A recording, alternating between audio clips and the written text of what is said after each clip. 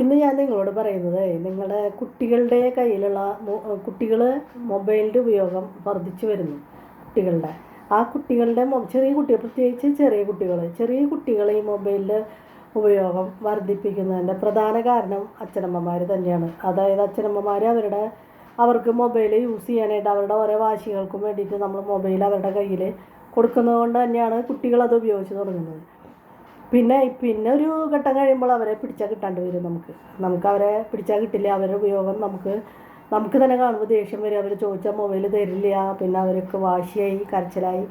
അപ്പോൾ ഒരു കാര്യം നിങ്ങൾ പ്രത്യേകം ചെയ്യേണ്ട കാര്യം എന്താണെന്ന് വെച്ചിട്ടുണ്ടെങ്കിൽ, നിങ്ങൾ സോഫയിൽ ഇരുന്ന് അച്ഛനും അമ്മയും വീട്ടിലെ അച്ഛമ്മയോ എല്ലാവരും അമ്മമ്മയോ ആരൊക്കെ ആവട്ടെ, എല്ലാവരും കൂടി മൊബൈൽ കണ്ടുകൊണ്ടിരിക്കുമ്പോൾ കുട്ടിയോട് മാത്രം മൊബൈൽ എടുത്ത് വെക്കുക, മൊബൈൽ കാണാൻ പാടില്ല എന്ന് പറഞ്ഞു കഴിഞ്ഞാൽ അത് കുട്ടികൾ സമ്മതിച്ചു എന്ന് വരില്ല.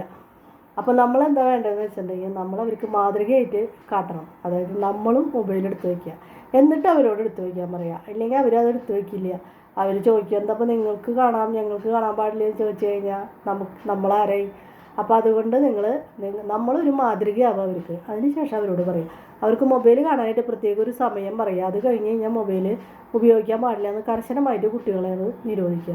അത് കുട്ടികളിൽ പല ശാരീരികവും മാനസികവുമായിട്ടുള്ള പ്രശ്നങ്ങൾ ഉണ്ടാക്കുന്നുണ്ട്. അപ്പോൾ അതുകൊണ്ട് അതിൽ നിന്നൊക്കെ നിങ്ങൾ കുട്ടികളെ സംരക്ഷിക്കുക.